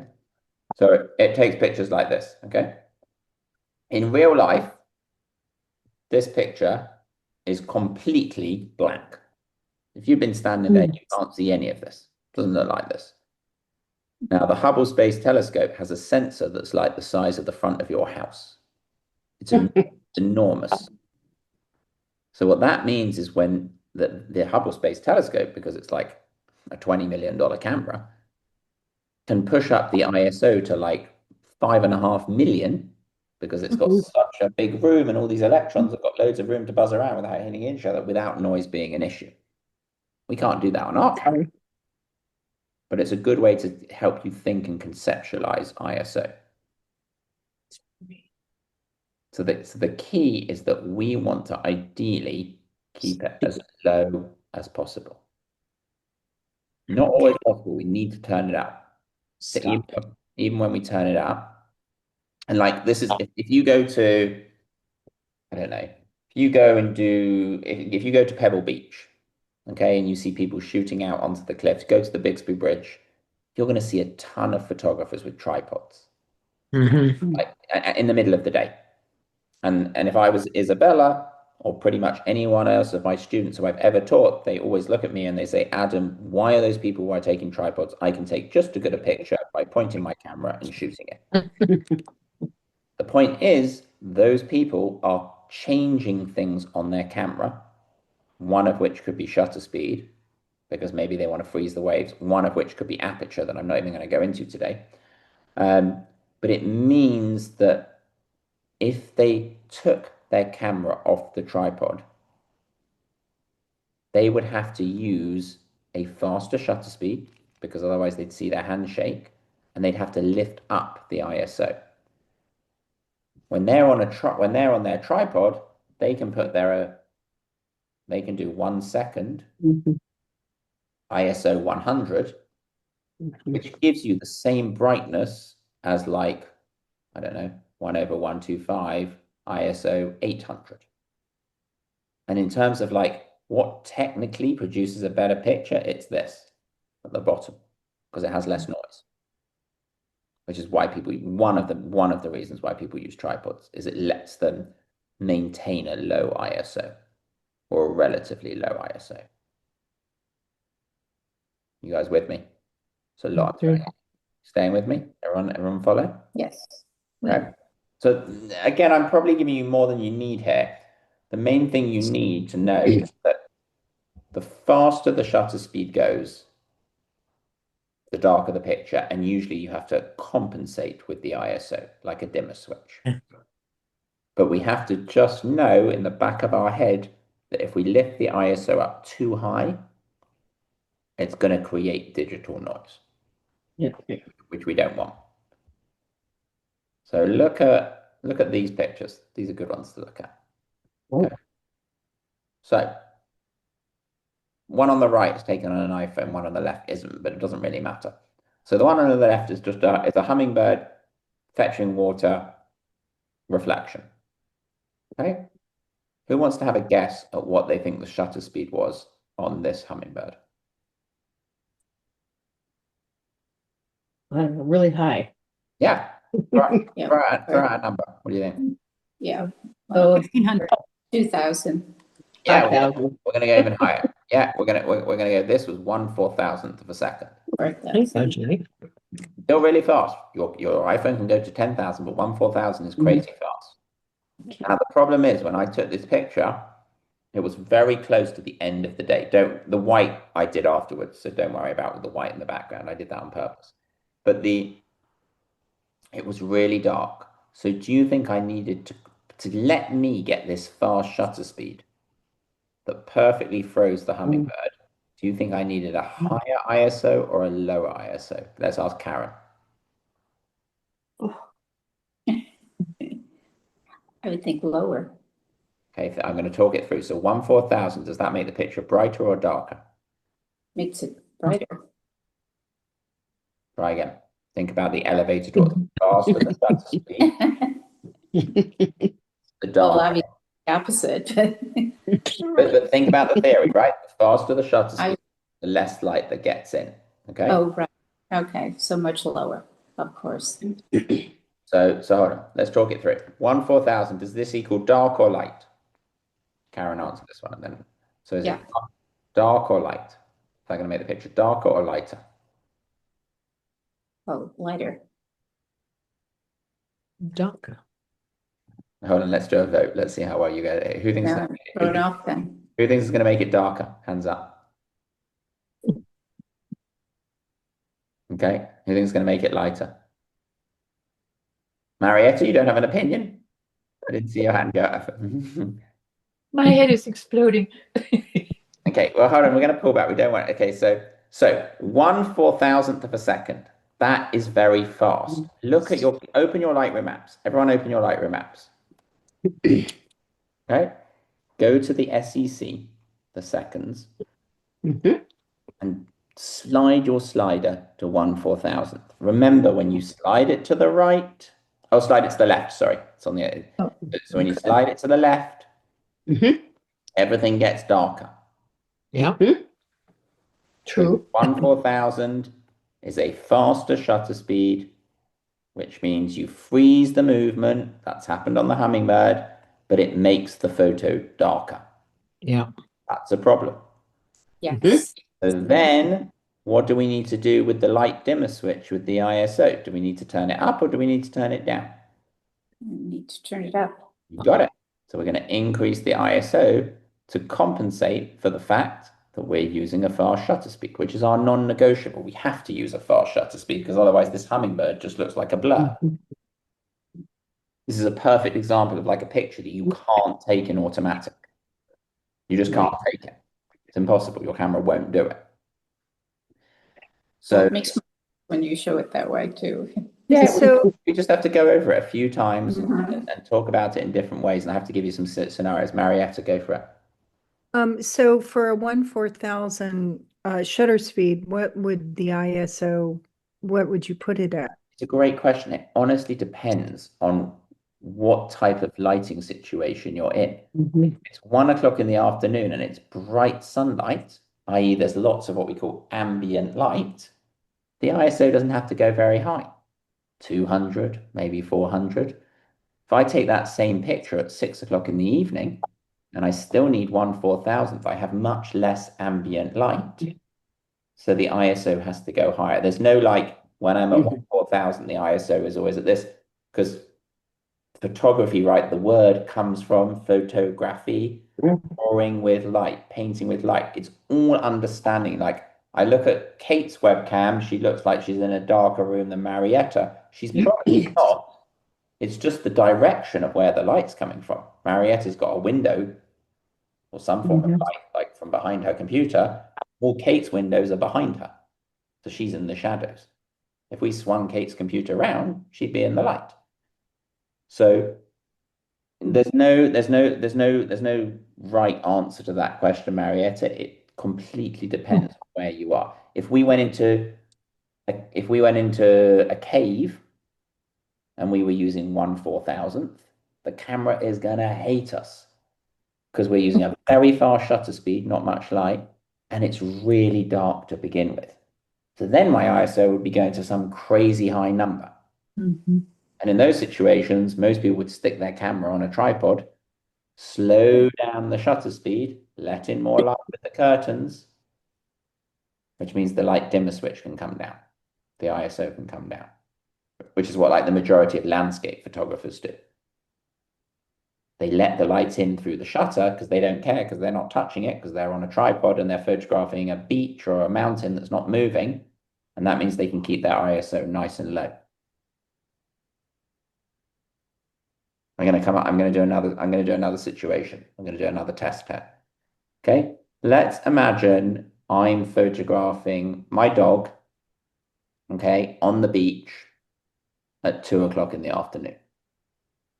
And it's sunny. Okay. Well, in fact, I'll draw this out. So hold on, let me just ignore all of this for the time being. Okay. So we're going to do two situations. So we're going to do 2 p.m. sunny, terrible picture of my dog, but there's my dog. Okay. And I'm a good photographer, but my illustrations are like my 4-year-olds. Okay. So we're going to do that. And then we're going to do the same thing, and we're going to do it at 7 p.m., but it's going to be cloudy.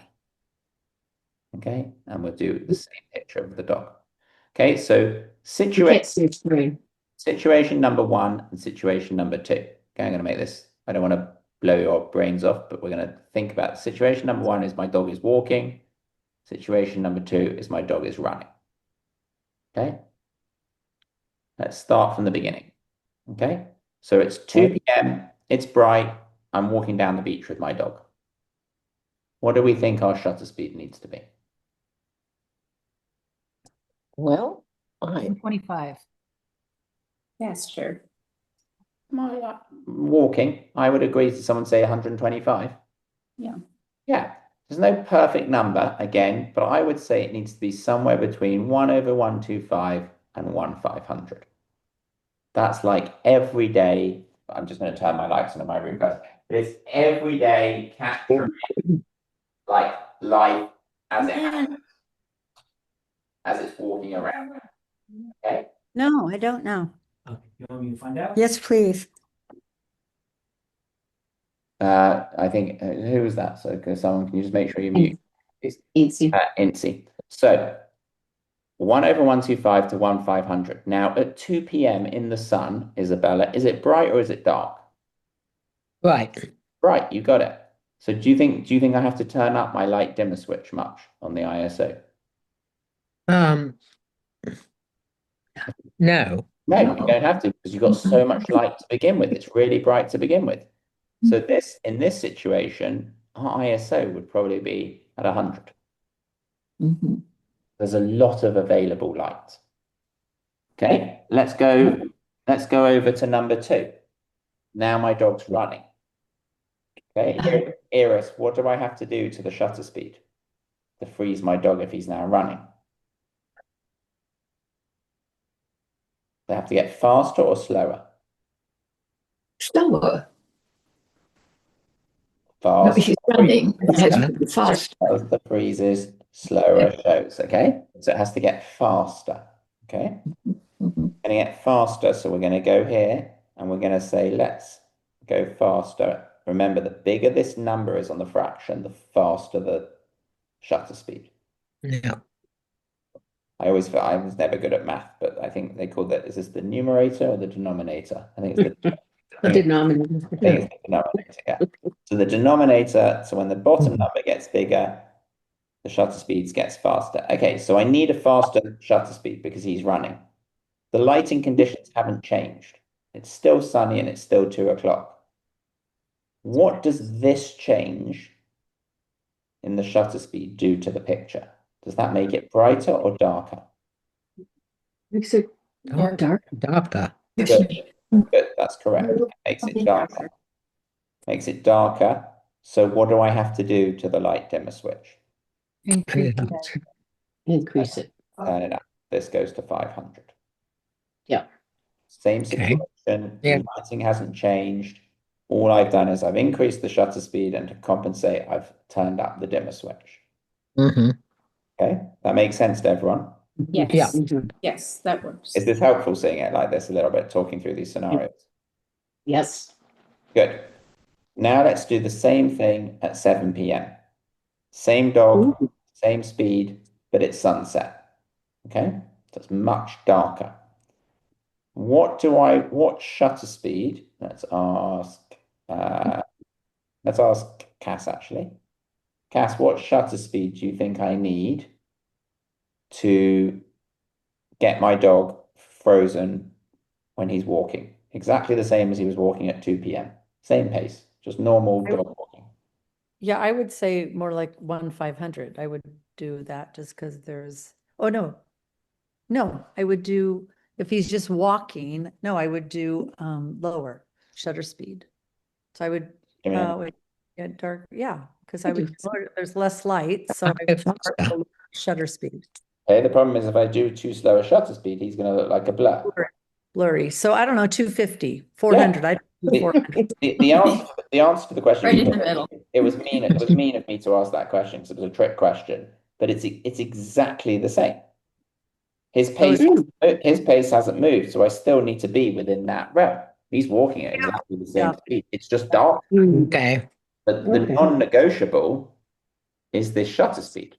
Just because it's dark, it doesn't mean that I can change the shutter speed. It's still the same shutter speed needed to. Okay. Problem is, it's much darker to begin with. Mhm. Okay. So when I take the, and it's cloudy, Yeah. which is making it even darker. Mhm.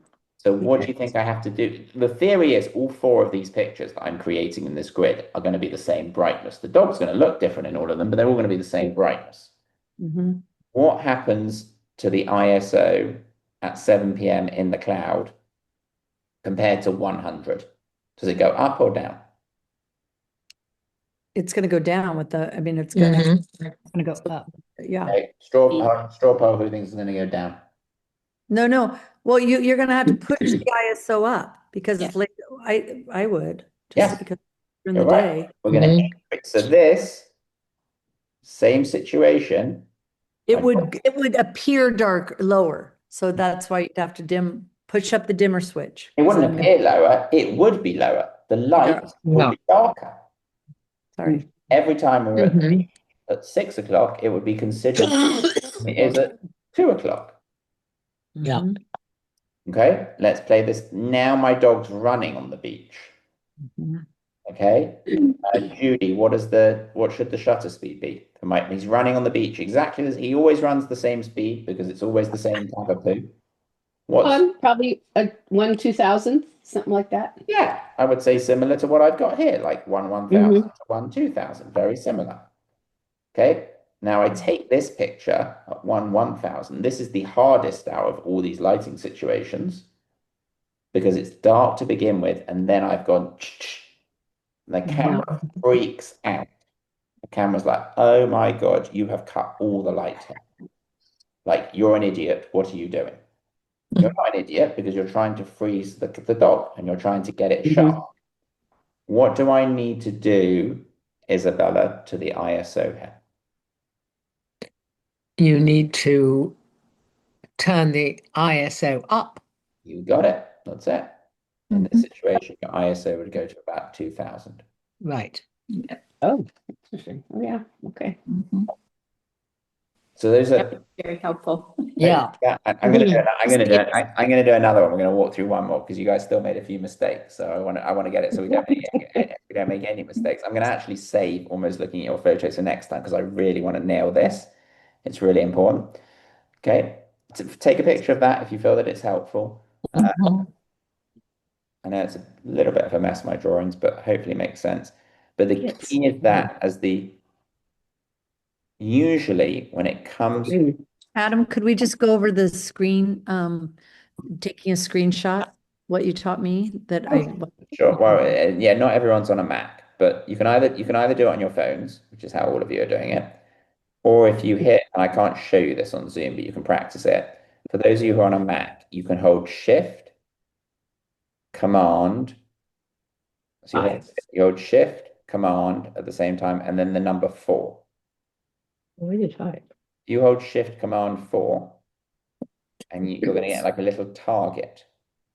And you can move that target to the top left of our screen. I can't show you this. I can kind of recreate it, but I can't really show you it. And I move the target, and then all you're going to do is you're basically going to like draw a box like that, and then let go. And it's going to go take a picture of everything inside the box. It's the easiest way to screenshot on a Mac. Shift Command. Ah, Thanks for pointing that out, Cass. Thank you. I'd say one other thing as you're a very loyal student. Adam also said to me a long time ago that it's nice to rewrite your notes because then, like your homework that you rewrite them. But for me, Yeah. because I'm not going to rewrite them, but I'll do these screenshots and I put them in folders. Like today, I would say, iPhone, Lightroom, shutter speed, and ISO. And then I just put them all in a folder and then I can review them whenever I want. Yeah, So- and I'll up that even one more. I'll tell you what a lot of my, not the majority, but a lot of my students do is they'll type their notes Mhm. and they'll type it all into one document, and that becomes like their photography Bible. And in that, they can then just search, shutter speed, search, ISO, Wow. and they just do everything in one document. And they just do today's lesson was all about shutter speed and Lightroom, like a lesson with Adam, two, whatever the date is, 2/9/26. Write it all Wow. out. Okay. I do And my, well, like anything, like when you revise for an exam or you want to learn Yeah. anything, when you rewrite it, it commits it to memory, especially when Mhm. concepts are really foreign at the beginning. Or we could have an auction item at our fundraiser, cheat sheets from Adam. Of us could do Now- it, all bid on it.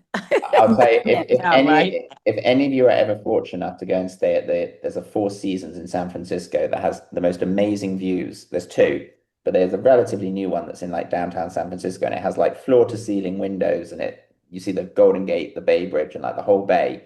When you walk into those rooms, I've worked with Four Seasons for a long time. There is a little cheat sheet, like Adam's tricks, like 5 top tricks on your phone for taking pictures of this sunset out your window. Oh, wow. So if you ever go there, then you can say you know who that was. Um, Yeah. like I was telling people yesterday, that's very weird for me. Yesterday was the Super Bowl was in San Francisco, and San Francisco 10 years ago, I was the official photographer for the Super Bowl. But in Oh, the same wow. stadium, same place. I was I was commissioned to take a panoramic that was almost over 100 photos put together. I'll show it to you.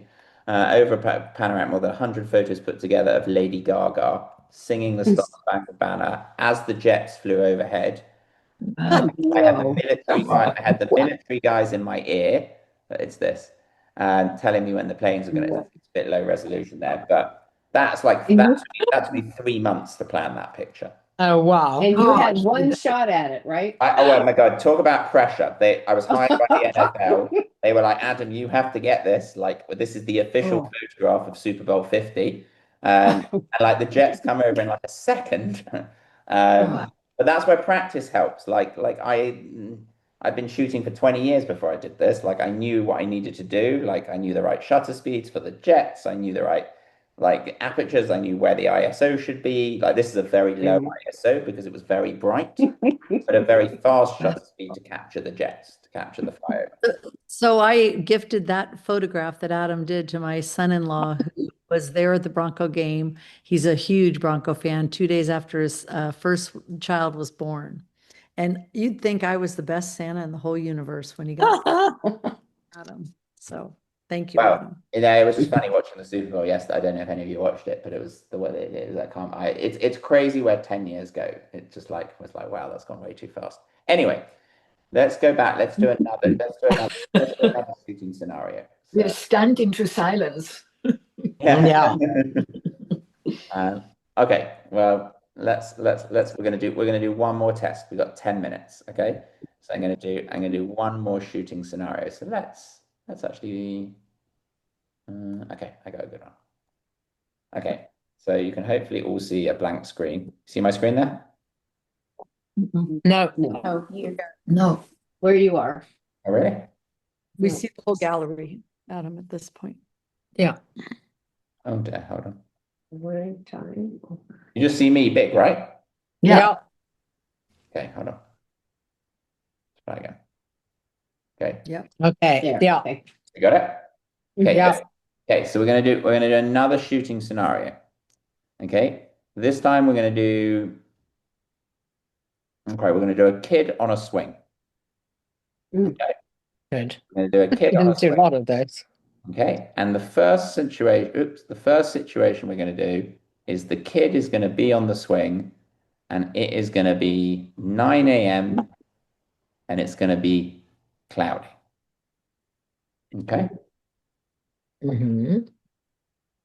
Here we'll do kid on swing. Here we'll do, let's do kid eating a sandwich. Okay. Yeah. Okay. So we'll do 9 a.m. first and cloudy.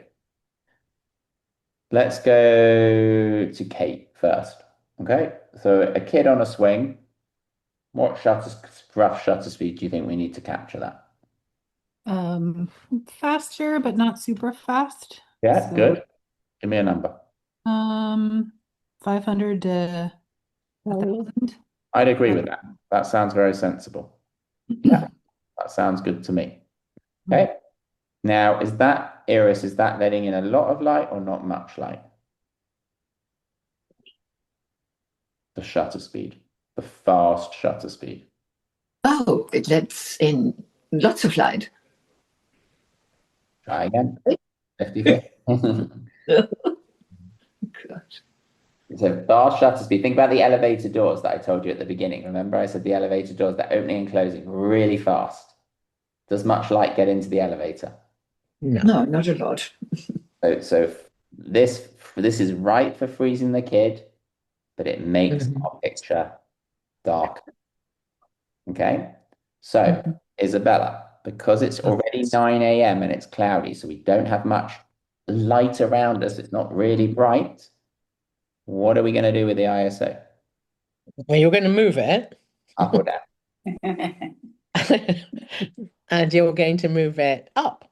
You got it. So ISO in this situation, I would imagine would be around 500. Okay. Now we're going to do the same thing, but we're going to do kid on swing. And down here, we're going to go, I'm just changing up the order that I do this in just to keep you thinking. We're going to go kid on swing, 1 p.m., bright sunshine. Okay. What's going to happen? What shutter speed do we need to freeze the kid? Let's ask Karen. The same. You got it. Same. Yeah. Exactly the same. Now, in this case, when I use these shutter speeds, same shutter speeds, is the picture at first going to appear brighter or darker? Brighter. Brighter because it's sunny to begin with. I've got all this ambient light. Good. That's going to be brighter. Then, because it's bright to begin with, what do I need to do to my light dimmer switch? Bring it down. Turn it down. You guys are getting it. Good. Goes to ISO 100. Excellent. Very good. Okay, now let's go over to the second part of the grid. Okay, let me just. Okay, kid eating a sandwich. Do we need a fast or a slow shutter speed for that?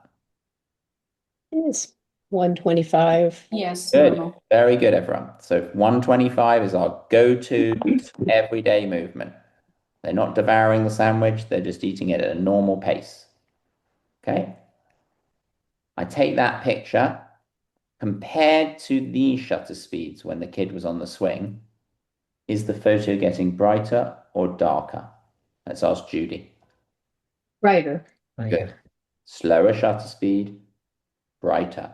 On your iPhones in Lightroom, remember that sliding to the right. Sliding to the right makes it more bright. That Okay? rhymes. That's why I came up with it. Bright and bright. Unfortunately, there's not one for going to the left, but that right bright is just a good way of remembering it. And any like mnemonics, anything I can get to help you stick in your head, that right bright one. And bright light works too. Yeah. As a phrase. So it's brighter to begin with because we've slowed down the shutter speed. So what does our ISO have to do compared to when the kid was on the swing? Goes lower. Done. Goes lower, goes nice and low. Mm-hmm. Like textbook settings. If I was writing a photography textbook and I was like the Low, perfect slow.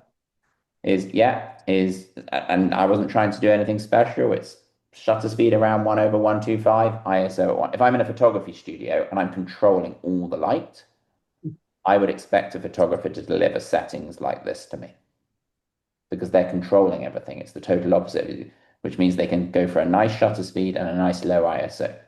Don't overcomplicate things. Okay? Mhm. Now let's go to kid eating a sandwich at 1 p.m. It's got much brighter. Mhm. This is the hardest one. We haven't done one like this yet. So kid eating a sandwich, what does the shutter speed go to? Stays the same. Okay. Mhm.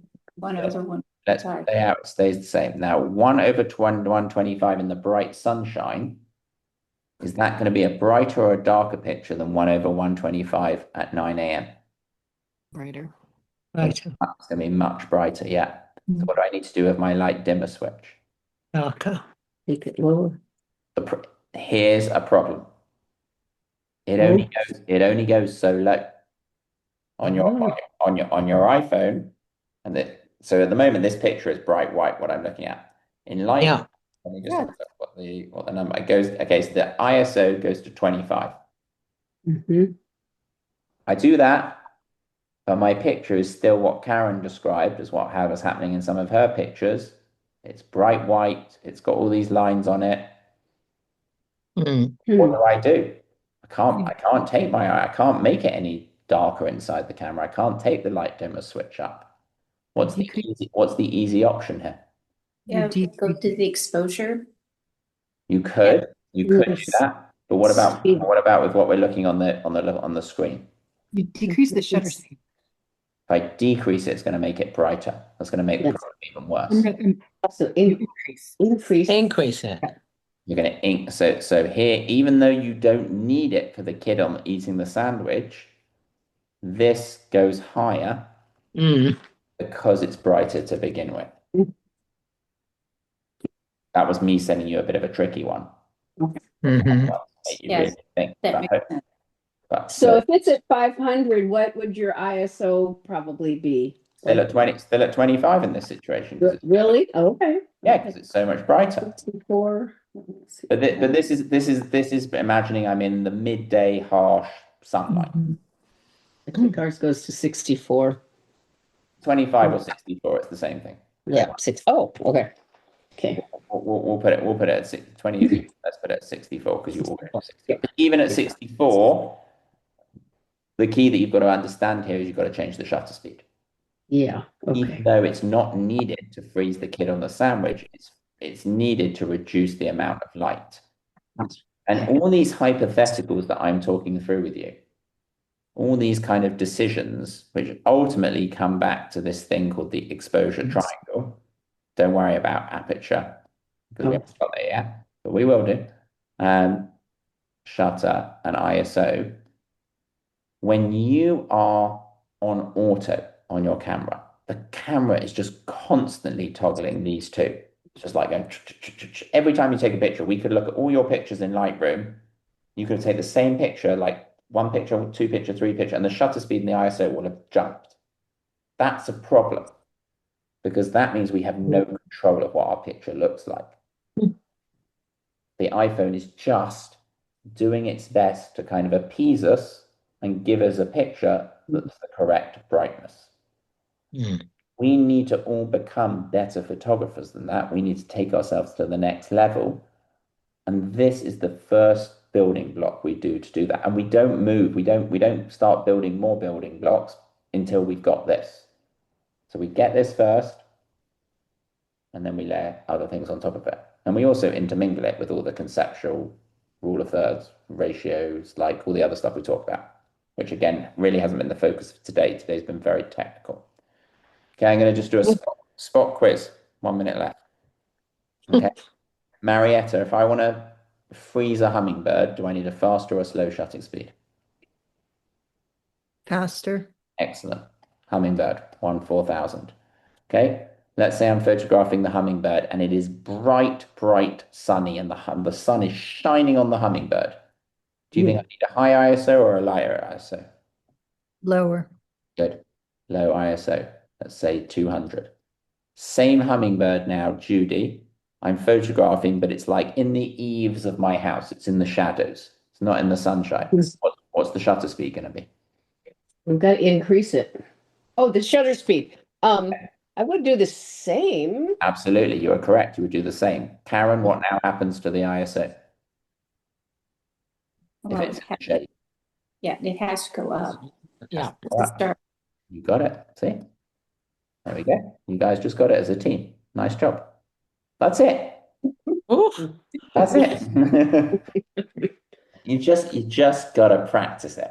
I promise, I promise, I promise. Like I could run through this. If I did that hypothetical 10 more times for you, like, and I spaced it down and didn't just do them all together because it's a bit overwhelming, you would get this. And I really, really, really want you to repeat. You're going to hate me, but I want you to repeat this movement exercise. I want you to do it again.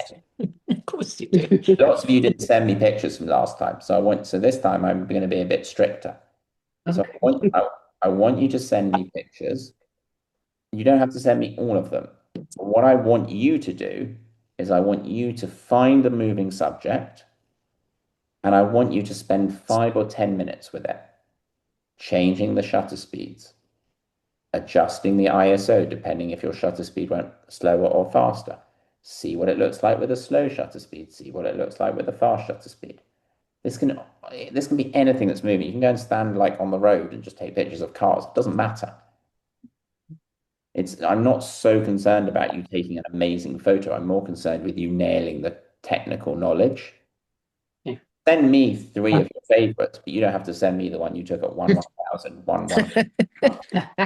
But I want you to do that exercise.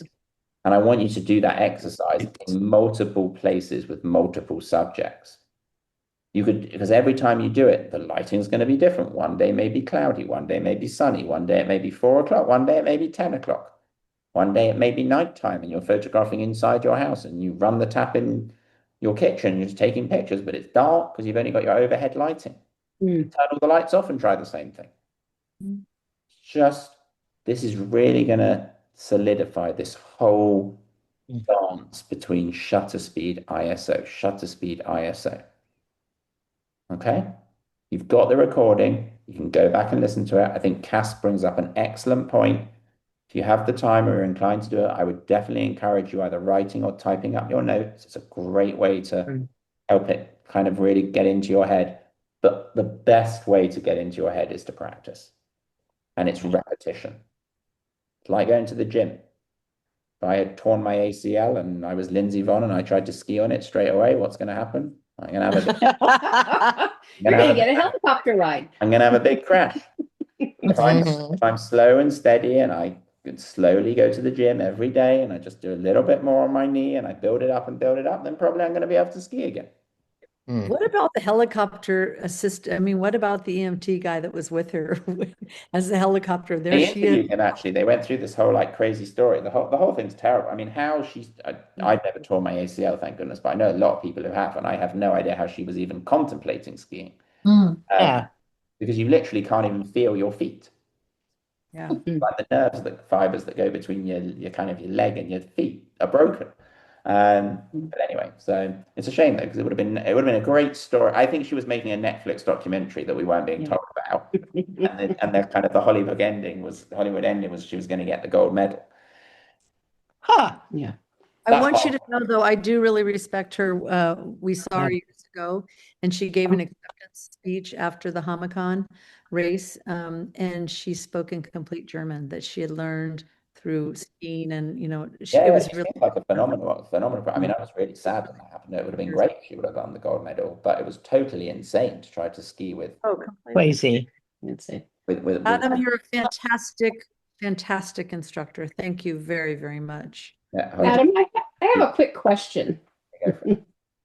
I was taking a lot of pictures, and I guess I was far away because I didn't know about the lenses. And I have a little thing on each picture that says DNG.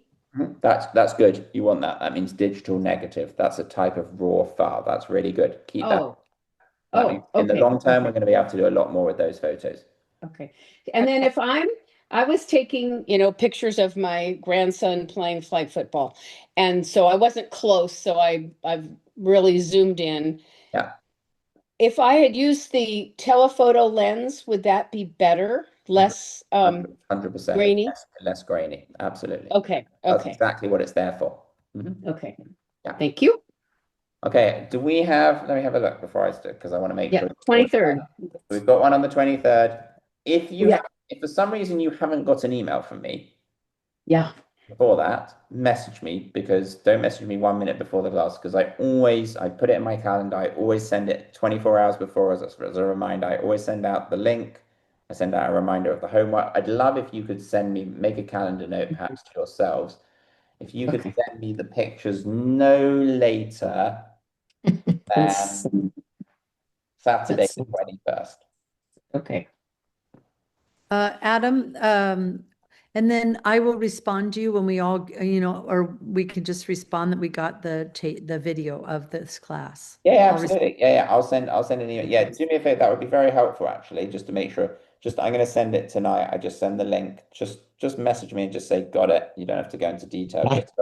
Especially like most of you, but Isabella, I'm intrigued by your email because I want to make sure that for some reason, I'm not going into your spam. Right. So you're not, But I because mean, I checked. if you haven't received it by 10 o'clock tonight, message yeah, me, Okay. okay. because I'll definitely have sent it by then. Thank you.